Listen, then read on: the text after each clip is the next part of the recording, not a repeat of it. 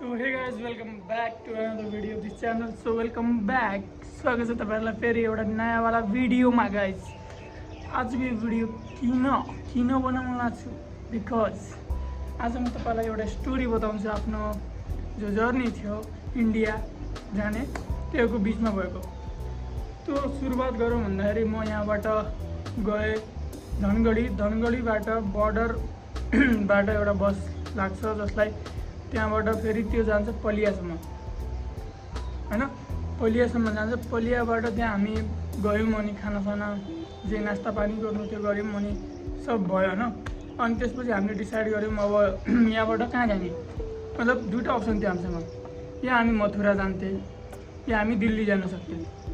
अनि हामी 5-6 जना थियौँ. अनि हाम्रो एकजना दाइले भन्ने भयो कि नै चल दिल्ली हिँड, म तिमीहरूलाई त्यहाँको ठाउँ देखाएको छु मैले.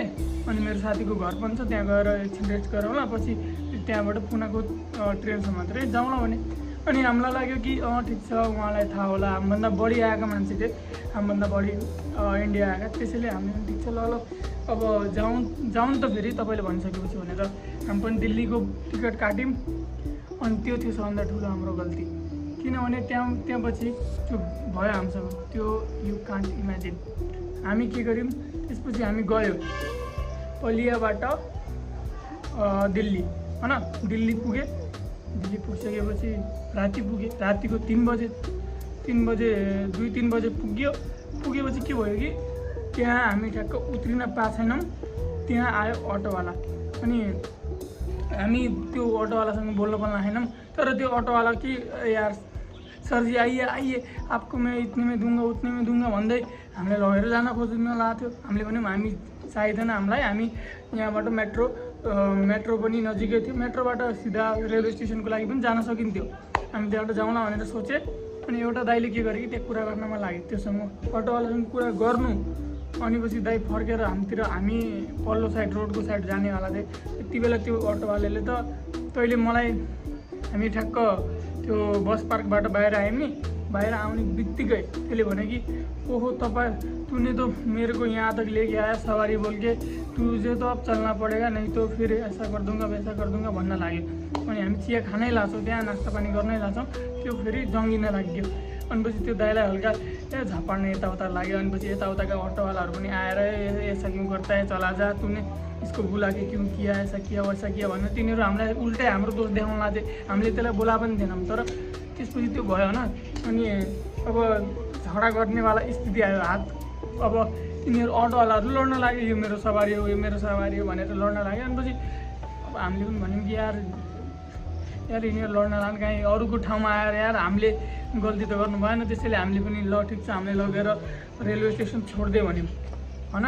त्यसले फेरि एउटा अटोमा हटाएनौँ हामी, 2टा अटोमा रिजर्भ गरेर हामी गयौँ.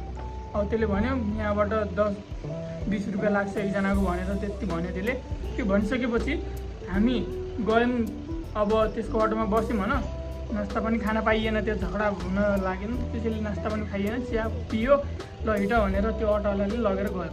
अब लगेर गइसकेपछि त्यसले हामीलाई बस पार्क हुन्छ नि, बस पार्कबाट यसरी जो राउन्ड जो सर्कल हुन्छ नि चक्र, त्यो एक घुमायो. अनि पछि कुन गलीमा लगेर अनि एउटा ठाउँमा लगेर गयो. त्यो फोटो अहिले मसँग छैन, नत्र भने म त्यो ठाउँलाई पनि देखाइदिन्थेँ. बट त्यहाँ लगेर गयो. अनि पछि त्यसले भन्यो कि नेपालबाट जो आउँछ त्यसले नागरिकता देखाउनुपर्छ, के गर्न आयो कि नआयो भनेर त्यसले भन्यो. अब हामीले भने यार बोर्डरमा चेक गरेँ नि, यहाँ चेक गर्न लाग्छ. हामीले सोध्यौँ नै इधरको सिस्टम यही है भन्यो. अब हामीले पनि ल होला नि त भनेर हामी गयौँ. अनि त्यसले हामीलाई एकछिन वेट गर तिमीहरू भन्यो होइन. पछि त्यसले के भन्यो, पछि हामी जब त्यहाँभित्र गयौँ त्यो ठाउँमा त्यसले लगेर गएको थियो, त्यहाँ गएर के भन्यौँ कि ल हामी यहाँ यो ठाउँ जाने हौँ भनेर भने. अनि पछि त्यसले भन्यो ठिक छ तुम्हें ओटिपी देना पड़ेगा भनेर भन्यो. अब हामीले भन्यो कहाँको ओटिपी. त्यसले भन्यो कि टिकट काटेको छौ नाइ भन्यो. अब हामीबाट काट भन्यो. अब हामीले भन्यौँ कि हामी तबाट किन काट, हामी रेलवे स्टेसनमा गएर काट्छौँ. त्यसले भन्यो नहीं ये तो सरकारी काम है, मैं तो इधर बैठा हूँ, अगर ओटीपी नहीं दिया तो फाइन लगेगा भन्यो. अब हामीले भन्यौँ हामी दिँदैनौँ, हामीलाई चाहिएन, तेरो टिकट तबाट किन लिउँ भनेर हामीले भन्यौँ. नहीं त्यो अगर ऐसा गरेगा वैसा गरेगा भनेर मान्छेहरू देखाएर डराउनु थाल्यो. अनि पछि त्यति माथि भयो. अनि ठ्याक्क ओटिपी भन् भन्यो, 5 सेकेन्ड दियो त्यसले। ओटिपी भनेनस्, यहाँ मेरो वाट लाग्यो, यताउता के भयो भनेर त्यसले हामीलाई के भन्यो कि निकाल 5,000 एकजनाबाट, उही पनि भाडो। त्यो 5,000 समथिङ केही पऱ्यो क्या हामीलाई। अनि त्यत्रो पैसा कहाँबाट दिने, हामीले त बजेट फिक्स गरेर आएको थियौँ। अनि त्यो भइसकेपछि हामीलाई लाग्यो कि यार यिनले त साला लुटिहाल्यो हामीलाई। त्यति बेला लुटिसकेको थिएँ, त्यसले त्यति दिमाग लगाइदियो। त्यसले फोटो देखायो क्या एउटा, दिल्लीमा यो जेनरल बन्द भयो भनेर हामीलाई फोटो देखाउन अब जेनरल जो टिकट हुन्छ त्योहरू पाइँदैन भनेर हामीलाई फोटो देखाउन लाग्यो। तिमीहरूले त्यसैले स्लिपरै लिनुपर्छ भनेर भने हामीलाई। ल ठिक छ, हामी स्लिपरै लिन्छौँ भनेर भन्यौँ। अनि पैसा कति भने लास्टै महँगो भन्यो, 3-4 हजार एकजनाको भनेपछि त बहुत महँगो भन्यो भाडा पनि, त्यो पनि दिल्लीबाट पुना जानको लागि। त्यति भइसकेपछि अब हामीले भन्यौँ यार यो त फसाउन लागिहाल्यो। अब त्यतिमा हामी ठ्याक्क झोलासोला भित्र राख भन्यो त्यसले। अनि हामी झोला ल्याउन गएको त अटोवाला पनि उल्टा हामीलाई लुट्न लाग्यो, भन्न लाग्यो 2,000 दे एकजनाको। भनौँ के कहाँबाट 2,000, तँलाई किसको 2,000 भनेर भन्दाखेरि नै हमको हमारा इतना वेट करायो इधर उधर भन्यो। अब हामीले गराए होइन भन्यौँ, त्यही पनि झगडा गर्न लाग्यो। सुरुमा जो बस पार्कमा जोसँग झगडा गर्न लाग्यो त्यो आएर अहिले अब पैसा खानलाई हाम्रोमा आएको छ कि यसलेहरूलाई लुट्नै पर्छ भनेर हाम्रो पैसा जहाँबाट छ्यामछुम गरेर लगेर गइहाल्यो। अटोवालाले पनि पैसा लुटिहाल्यो। अनि हामी गइसकेपछि अब त्यो जो मान्छे थियो जसले टिकट दिन्छु भन्यो त्यसले पैसा त लियो हामीबाट, महँगै लियो। टिकट त दियो, तर जनरलको 350 को टिकट त्यसले कम्तीमा 1,000-1,200मा बेच्यो। भनेपछि त्यस्तै लुट्यो होइन। भनेपछि अब ल ठिक छ, हामीलाई रेलवे स्टेसनसम्म छोडिदियो भने छोड्नलाई त्यसले भन्यो ल ठिक छ तिमीहरूलाई म गाडीमा छोडिदिन्छु, यसलाई पैसा नलिनु भनेर सुरुमा त्यो ड्राइभरलाई भने रहेछ। तर त्यो ड्राइभर पनि पछि बिचमा गएर के भन्छ कि नहीं मेरो त भाडा लगता है, इधर से उधर आने का, फिर वापस जाने का, फोकटमा जाऊँगा क्या भनेर हामीलाई त्यो सुनाउन लाग्यो।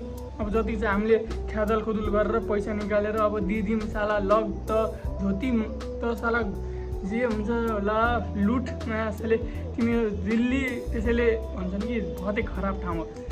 त्यो भने अब लुट जा मर, त्यो पैसा पाएर तँलाई फलोस् फुलोस् तेरो ठुलो होस्। तैँले यो जो पैसा लग्यो चस्माबाट तँलाई कुनै दिन यस्तो आओस् त भिख मागेर खाँदा पनि तँलाई पैसा नहोस् भन्ने भनेको छु मैले त। त्यस्तै भयो न। अब त्यो ड्राइभरले पनि लुट्यो। अब हामी स्टेसनमा हामीलाई छिटो छोडिदियो। जस्तै 12 बजेको ट्रेन छ भनेपछि हामीलाई 5 बजे बिहानको 5 बजे छोडिदियो। अब हामी वेट गरेका छौँ त्यहीँ। अब के गर्ने टेन्सन भइहाल्यो, पैसा छैन। अनि 2 दिनको बाटो थियो। 2 दिनको बाटोमा हामीले के खाएनौँ, त्यति एउटा समोसा थियो 20 रुपियाँको, त्यति हो। त्योभन्दा बढी हामीले खाने पैसा पनि बचेन, सब लुटिए हामी। एक त कसैसँग त्यति खासै उ पनि थिएन। अनि त्यति भइसकेपछि जो मतलब हाम्रो इमेज बन्यो नि दिल्लीको लागि, दिल्ली बहुतै अनसेफ छ भन्छ नि, रियली दिल्ली अनसेफ छ।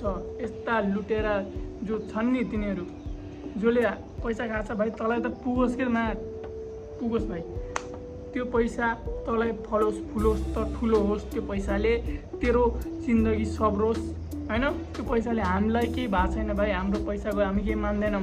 यिनी धोतीहरूलाई के छ कि यार पैसा लुट्न मतलब लुट्न खोज्छन् कि जहाँ पनि यिनी धोतीहरू। त्यसैले यिनीहरूको होइन केही पनि राम्रो हुँदैन, भिखारीका भिखारी नै रहने हुन् यिनीहरू।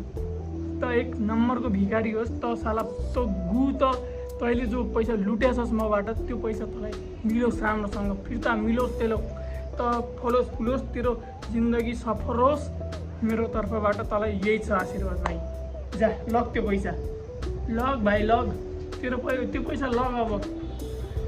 अब त्यति हो स्टोरी चाहिँ। त्यसले लुट्यो। अब भाइ के भन्ने, अब लुटिसक्यो। तर यो जो कहानी मैले बताएँ नि, यो कहानी एक हो क्या, इन्डियनहरू कस्तो हुन्छन् भनेर, कतिसम्मका हरामी। त्यसैले मलाई इन्डिया भन्ने चिज मलाई खासै मन नपर्ने। यो इन्डियाले गरेको हो यो। अगर त्यति बेला पुलिस या केही पनि त्यो अगर त्यस्तो गर्छन् भन्ने थाहा हुँदा नि तिनीहरूले पुलिससँग मिलेर गरे हो क्या त्यो। किनभने त्यति राति त्यो पुलिस पनि थियो बस पार्कनिर, जहाँनिर त्यो अटोवालाहरू लड्न लाग्थ्यो। तर त्यो पुलिसले एक फर्को पनि हेरेन कि के हुँदैछ किन हुँदैछ भनेर, त्यसले हेरेन। सोच कस्तो ठाउँ हो यो इन्डिया। बेकार हो गाइस। त्यसैले यति हो यो स्टोरी म बताउन आएँ हूँ। अब मलाई रिस त्यही कुराले उठेछ, न पुलिस त्यहाँ पुलिस भएर पनि पुलिस नभएको जस्तो भयो, अनि अरू मान्छेले पनि हेल्प गर्न खोजेनन् कि त्यहाँ। त्यस्तो घटिया ठाउँ हो दिल्ली। कहिले नजानु भाइ, तिमीहरू जानु छ भने प्लिज हात जोड्छु। गाजियाबाद भन्ने ठाउँ हो। सो म तिमीहरूलाई उ गरिदिन्छु, जस्तै पलियाबाट दिल्ली भनेपछि दिल्ली गाजियाबादमा रोक्छु कि, त्यो गाजियाबाद भन्ने ठाउँ हो। त्यहाँ कहिले नजानु, न कसैको कुरा सुन्नु, नत्र भने लुट्छन् भाइ। त्यहाँ त फर्स्ट टाइम भएर यस्तरी लुट्यो हामी। अब लुट्टियो अब के भन्ने।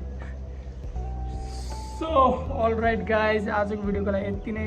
Thanks for watching and keep loving, keep supporting. Bye bye. Alright, मेरो चाहिँदैन कसैलाई हाल, मलाई चाहिएन भन्दै त्यसलाई।